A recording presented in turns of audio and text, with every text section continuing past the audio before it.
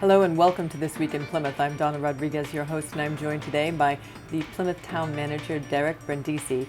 Hey Derek, how are you today? Very good. How are you, Donna? I'm good. This is our second episode. Tell me about your response from your first episode last week. Well, I guess I want to start by thanking you and PAC TV because I had received a number of emails this past week. Folks found our first episode very interesting, very informative, and there's a lot of good takeaways that came from that. And because of that, I've been invited to attend other board and committee meetings because they want to get to know me. So I appreciate everything you guys have done so far. Excellent. And as I told you, we look forward to working with you to continue to get information out to the community about what's happening in town government. And there's a lot happening right now. Yeah, absolutely. So let's start by reminding folks to email me at dbrindisi@plymouth-ma.gov. That's the best way to reach out to me.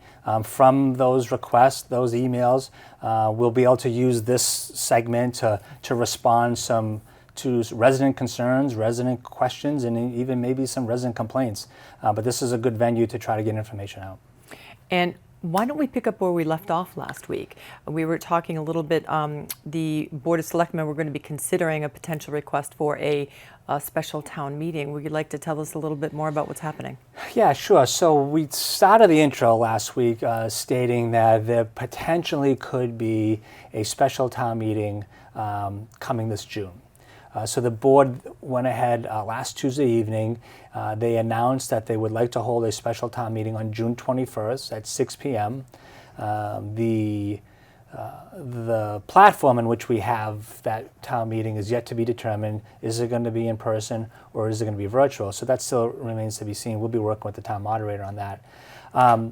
So the board, after about 60 minutes of discussion and debate, they finally landed on agreeing that we need to have a special town meeting. Now the reason I bring up 60 minutes of debate, because normally this is just kind of a quick administrative process, right? Let's have a town meeting and then we'll discuss the articles at a later time. We went down this path of why the board was calling a special town meeting. And I think I had mentioned it last week. The board is very interested in acquiring a parcel of land over in Chiltonville owned by Holtec. It's 25 acres. It was Holtec's, well, actually before them, Entergy's and Pilgrim Nuclear. It was their training center. So the board is calling a special town meeting specifically to ask town meeting members to support the acquisition of that property. And there was a lot of discussion that really went back and forth on reasoning behind it, what was happening with this property. And it seems like there's been a lot of conversation since, too, in different points of view. Could you break this all down and talk about what actually did happen? What are we looking at? And helping people get more information to ensure that what they have is accurate? Yeah, no, that's a great point because you're right. There was a lot of, I think, a little bit of confusion that what brought us to that place. And so let me start by saying that part of the discussion last week with the public, because the public was in attendance, they asked a lot of really great questions. They wanted to know what the purchase price for this property is. And so just so we're all clear, the current owner, well, soon-to-be owner, Mr. Rick Vayo, has agreed to a land acquisition of $3.75 million. And the discussion then became, well, how did the board agree to this?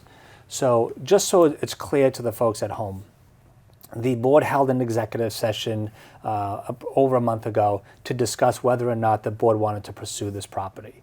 At that time, we knew that Mr. Vayo was hoping to receive approximately $4 million from the town for that property. At the time in executive session, the board thought that was a high price. They didn't want to pay, but they wanted to pay something closer to the assessed value.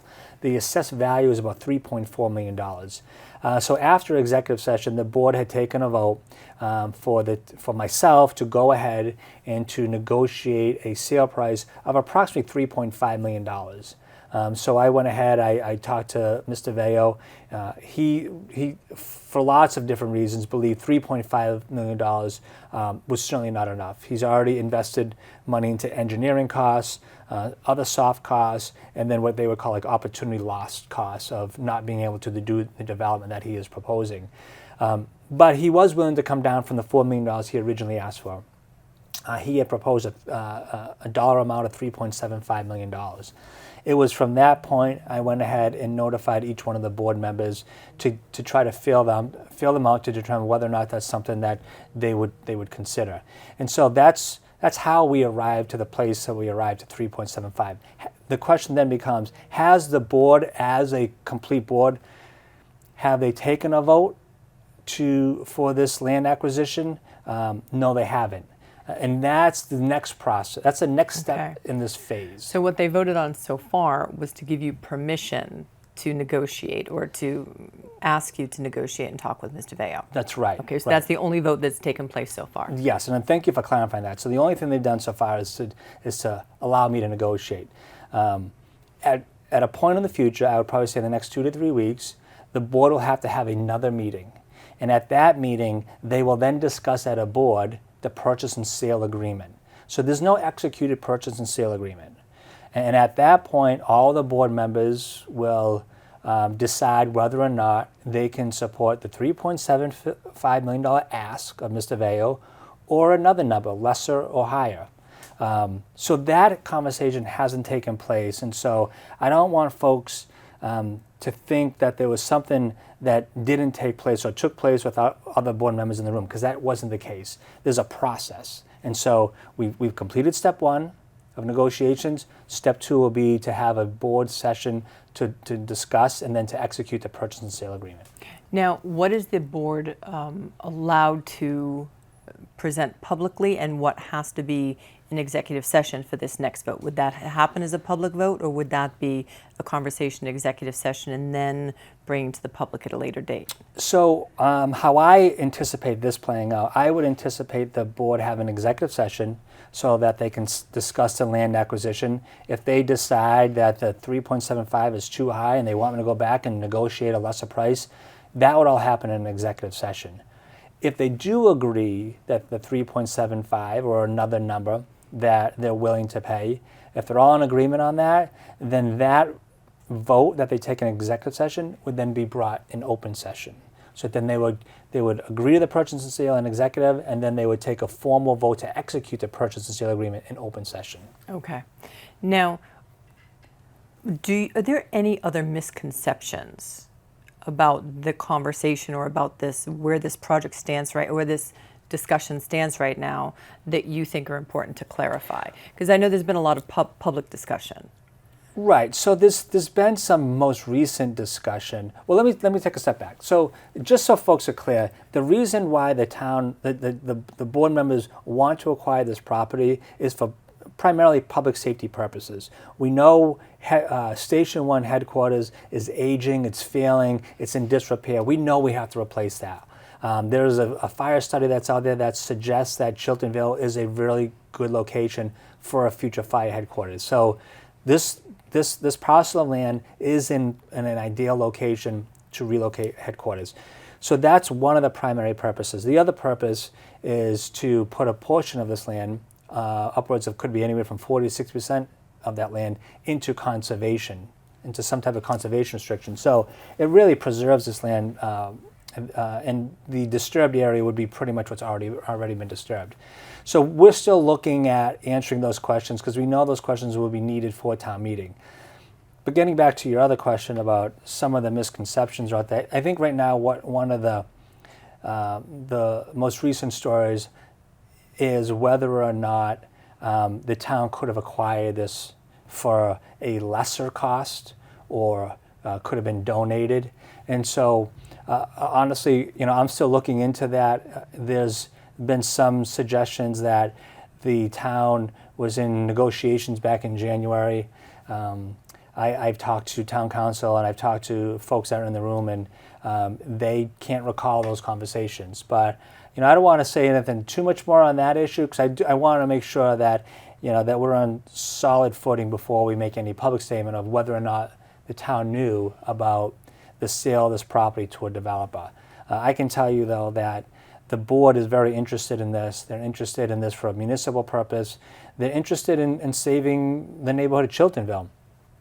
Just so it's clear that if the town does not acquire this property, Mr. Veo, who is a developer, has already submitted an application to the town to construct a 60-unit, 55 and older development on this property. So those are the two items I think that are really on the table, whether or not it's going to be developed by a developer or whether or not the town can acquire this property for municipal purposes. Now, if these discussions lengthen, is there any potential that the special town meeting would not happen? Or is the special town meeting still going to be happening because there are other topics that will be coming forward? So this is this article would be Article 1 to consider the acquisition of this land. We think that we will be able to answer most, if not all, of the questions for town meeting members. Okay. Which is why when we issued the draft warrant, so the warrant will close on Tuesday night, May 3rd, and at that point we will then draft a warrant. It'll have this article. It may have a couple other articles on the warrant for consideration. And then we'll spend the next couple of weeks gathering all that information. So again, executing the purchase and sale agreement, getting the appraisal, which we've already ordered, getting all the answers to the town meeting members' questions like, what are you going to use the land for? I talked about a fire headquarters. Okay, how much would a fire headquarters cost the town, right? Because that's the next question. How much of this land is going to be put into conservation? So we want to tease all those details out because we know that we want our town meeting members to have all the information that they need in order to make an informed decision. Excellent. And there are going to be opportunities for more information as well throughout this process.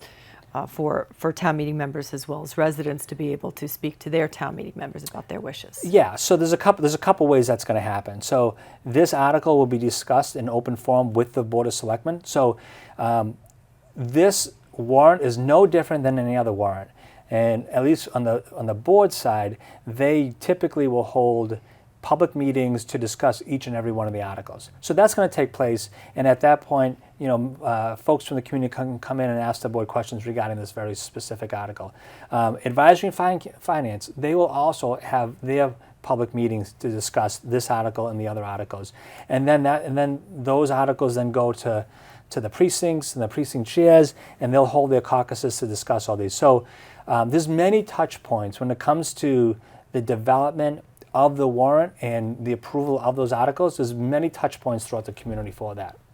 And there's also going to be other conversations talking about logistics for town meeting. As you mentioned earlier, decisions still have to be made about how the meeting will be held. Will it be virtual? Will it be in person? And there still isn't approval at this point statewide to be able to have hybrid meetings. So that's off the table right now. That's right. I understand the town moderator will be will be speaking to the Board of Health on May 11th, which is a week from this taping, and also will, based on the conversation with the Board of Health, will then be going to the Select Board meeting on May 17th, correct? That's correct. Okay. Right. Mm-hmm. So at that point, we will have an understanding as to whether or not it's going to be a virtual or an in-person meeting. That's right, right. Okay. So that still remains to be seen. But since you brought that up, one thing I can tell folks, give folks a preview of the warrant, is that there will be an Article 2. And Article 2 will be for the town to file special legislation so that the town of Plymouth can have hybrid town meetings. So as most folks know, our state delegation had submitted for legislation, general legislation, for all municipalities to have the ability to have a hybrid.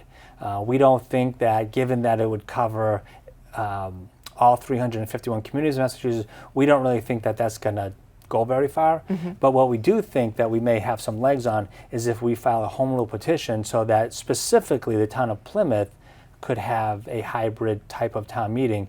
That'll be under consideration in addition to Article 1. And also, there are a couple of other things that will be happening leading up to that for more information for residents. I understand, based on what happens with the decision as to where this meeting is being held, there is going to be a presentation and town meeting preview that's going to be held in June, I believe June 13th. It will either be held in person at Town Hall or will be completely virtual here through PAC TV based on the decisions that happen over the next couple of weeks. That's correct. And again, I think because calling for a special town meeting is uncommon, especially here in Plymouth. And talking to folks who've been around a long time, they think the last time a special town meeting was called was like 10 years ago. Wow. So I think that some folks feel that we're going to miss a step. But to your point about town meeting preview and other caucuses, we're going to continue to maintain our cadence like we normally would for any other town meeting. It's compressed, there's no doubt about that, but we're still going to hit all those milestones to make sure that everything that we've done in the past, we certainly make sure we get it done for this lead up to June 21st. And even after town election, all of the new town meeting members will have been sworn in. They will have had their orientation. They will have been able to be brought up to speed on everything for the special town meeting warrant as well. Yeah, absolutely. That is going to be the challenge, that we have a new election, many more town meeting members, and trying to get them all in their precincts and their caucuses, get them organized, and then be able to have those discussions and deliberate on those articles is going to be the compression. So it's going to be challenging to get all that accomplished, but from all accounts, I've been told that we're able to do it. It's very organized from what I can see. Absolutely. There's a lot happening in town, and one thing that's coming up next week is U.S. Senator Ed Markey is holding a special congressional hearing, and I think it's only the second time this has happened in the state. Yeah, so I've had the opportunity to speak to Senator Markey's staff, and you're right. They had informed me that in their experience, the only time there's been one of these types of congressional hearings in Massachusetts, it had to do with the gas pipeline explosions in Lawrence. And so these don't happen all that often, so it's a very unique experience, and it's great that they're actually going to hold it here in Plymouth. And it's going to be at the town hall. It's going to be in the 1820 courthouse, and it's a field hearing on nuclear plant decommissioning. The official title of the subcommittee, and Senator Markey is the chair of the Environment and Public Works Subcommittee on Clean Air, Climate, and Nuclear Safety. So there will be several federal level folks there, and then they will have witnesses, I understand, who will be testifying specific to decommissioning in the Plymouth area, so we can learn across the country about this process. That's right. Right. So So Senator Markey will be there. He'll be chairing this meeting. He'll be joined alongside Congressman Keating, who will also be a part of this conversation. And there'll be 5 agencies or individuals who have been invited and vetted by Congress in order to provide public verbal testimony. So it's interesting because at these types of congressional hearings, you have to be approved by the House and the Senate in order to be approved to provide testimony. So because of that, the town we just found out today, does not have the ability to provide a verbal testimony, but we're working on a document that we can provide written testimony. And so just to back up on that a little bit, they do have very specific guidelines as to how these field hearings are held in the same way that they would federally in D.C. So witnesses who testify are approved in advance and invited in advance. People are invited to attend, but they do need to sign up if they want to be able to be in the building. It will be streamed, however, live. And for viewers in the Plymouth area, you can watch it on any one of the PAC TV channels. So it will be streamed live on the public channel as well as on the government channels. We're awaiting approval for replays, but people can watch it live. And there's also a lot of additional information about how folks can watch it. If you'd like to check our website, pactv.org/Plymouth, there'll be additional information there, and we'll also keep you up to date for all of the replays. It starts Friday. It's this Friday, May 6th, at 10 a.m. And they're estimating it's going to be 2 to 3 hours, correct? 2 to 3 hours. They're expecting upwards of over 200 people to attend. So they're planning on that the hearing itself will take place in the courthouse. We've already established an overflow room, which will be in the Great Hall, which can accommodate another 100, 125 individuals. We have on our website all the directions to go ahead and RSVP. Oh, great. So if folks go to our website at www.plymouth-ma.gov, you'll find all the directions because they need folks to register in advance. They need to know who's going to be in attendance for a lot of security reasons that you can imagine. To be allowed into the building, yes. Right. So, but you can definitely do that, and they're expecting a large turnout. And also, if people want to submit a written testimony, they can call and submit written testimony, there's a certain period of time folks can do that, that will be considered as well. And they would need to call 617-565-8519. Great. Yep. Okay, excellent. So we're all looking forward to that, and we're looking forward to bringing that to everyone as well. Now, there are a lot of public hearings taking place in the Plymouth area upcoming. The NRC is going to be here next Monday, as a matter of fact. Right, so NRC, the Nuclear Regulatory Commission, will be here Monday, May 9th. They're going to have their hearing over at the 1620 Hotel, and that begins at 6 p.m. So just so folks are aware, why is the NRC coming? The NRC, from what we understand, is holding this hearing as a for lack of a better term, a fact-finding mission. They want to hear from folks in communities that have either already gone through the decommissioning process or are going through the decommissioning process. Now, that's great for future communities that are going to go through decommissioning, because what they're going to do is they're going to take these lessons learned, create best practices, and apply those to future communities.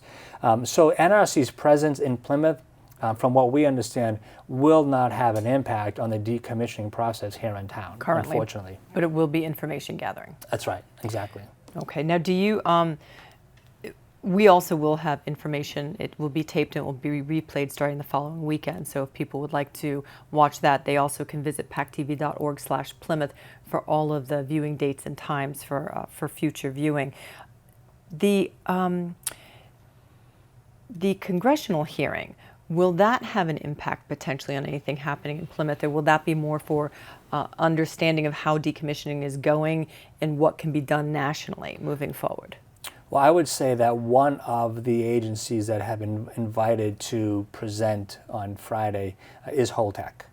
I can tell you, having been in the same room with Senator Markey and folks from our state delegation, Senator Markey takes this stuff very seriously, and I think that he also is going to be listening to what Holtec presents as far as information, and he's working very closely with our state delegation and our town officials on what changes he can make to benefit the town of Plymouth. So I would say that we are very fortunate that we have Senator Markey in our corner, because I don't believe he is going to just assume that this is going to help other communities. He really wants to make an impact in the town of Plymouth, and I think that's a primary purpose why we're having the hearing here on Friday. And throughout southeastern Massachusetts. There's right. so many communities that are within our region that are impacted by this decommissioning. Absolutely, right. Now, again, one more public hearing I would like you to just speak to, if you don't mind, before we finish up the show. The folks from Boston South Development, they have announced that they're going to be having a public hearing, and I know that town government is working to at least keep the information on your website so residents can gain more knowledge about what's happening in this process with the county RFP. Would you like to fill us in a little bit more about what you know right now? Sure. So, the Boston South Development Project became a lightning rod about a month ago here in town. Mm-hmm. The board, again, this not being a town project, the board was thinking that if they could bring information to the community, they can help dispel some rumors. And so things didn't go as we had anticipated on that evening. So because of that, Boston South decided to have their own public discussion on May 11th at Memorial Hall, and that's going to be between 6 p.m. and 9 p.m., where they're going to invite folks from town or from the surrounding area to come in. They'll answer questions, they'll talk about their proposed development project, and hopefully give folks a better understanding of what they're envisioning for the county woodlot. Now, just to review as well, that vote, the RFP was to the county. It was not for the town. So the county commissioners were the ones who were making the decision ultimately whether to move forward or accept that RFP to move forward. And the select board in Plymouth was voting on whether or not to support the commissioners. So the Boston South Development Group, they came before a number of town officials a few weeks ago, prior to the select board's meeting. They they presented their ideas and their thoughts for this development project. And it was during those discussions they had made a comment that in order for them to continue down the process, working with other state agencies, they needed some type of vote of support for them to continue the process. And that was the vote that was taken on that evening that Boston South came in. I think the unfortunate piece of that evening's meeting was there were a number of folks in town who spoke out against a thoroughbred racing track, right? That was very clear. And, we had some board officials who said they would never support a thoroughbred racing track. And so the folks in the room thought the meeting was over, but the meeting wasn't over. The board was still deliberating amongst themselves on this issue. I would say 50 people piled out of the room, and then the board kept deliberating. After 10 minutes of discussion, they decided to make a motion to support Boston South continuing their process of, I think it was something to the effect like a sports and entertainment complex, I think is how the motion was read. The unfortunate piece is the optics on that looked as if the board was waiting for the folks to leave the room. That actually wasn't the case. That's just how things played out. But the optics looked terrible. And so the board did vote again to go ahead and support Boston South to continue their process. The board has not voted to support this development because they don't know what the development is going to be. And that still remains to be seen. And that's the process that the RFP is addressing, is the research and determinations to what they're going to present that they would like to turn this property into. Right. So, just to be clear, again, this is not a Town of Plymouth project. This is the Plymouth County Commissioners issued an RFP, which is request for proposals, and they, in their RFP basically said, we have 110 acres of land, we're accepting proposals for various types of developments. And the way, so folks have to understand how the state procurement laws are outlined. And so if an entity wants to pull the RFP, means they want to see what the RFP reads and the narrative behind it, they have to register. They have to register in order to get that document, right?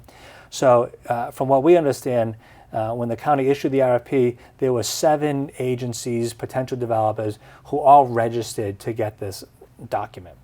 And they're not obligated to return the RFP to do the actual application process. Right, they're not obligated, but they have to register in order to receive the 50-page document. And then, depending on the type of developer they are, they may say whether it's a good fit or not for what they're trying to accomplish. There could be developers who want to construct a 200-unit, residential development. Who knows? So when the RFP is due, you have to submit your application. There was only one of those registrants who actually submitted their application back to the county, and that is Boston South. Okay, right. So this is going to be an ongoing story that clearly, or process that we'll be following, the town will be following closely, its residents, and this will be a first opportunity for the public to be able to hear directly from the developers about the process. That's right. Okay. Yeah, and I think that's important. I think it's best at this point that folks that are interested in this project, good or bad, they should go to Memorial Hall on May 11th at 6 p.m. and talk directly to the potential developer. Excellent. Is there anything, we're pretty much out of time today, believe it or not, it goes so quickly. Is there anything else you'd like to address for residents today? Nothing. I think those are the big items, certainly, and those things that we're paying close attention to. But, as we get closer to the special town meeting, we'll talk more about that and some of the articles behind special town meeting. And then as we head into our goal-setting season, which I'm really hoping is going to be sometime in early June, I really want to talk publicly about, the department's goals and the board's goals and aligning those, those two sets of goals so that we have one strategic vision for the town. Excellent, thank you. And we'll be able to continue this conversation every Monday Absolutely. at PAC TV, and we'll have the show turned around by Tuesday each week. I'd like to thank you for joining us for This Week in Plymouth. We'd like to thank all of you for watching. Please remember to keep an eye on the town website as well as the PAC TV website for updated information about what's happening in the town and for viewing options for meetings. Thank you for joining us.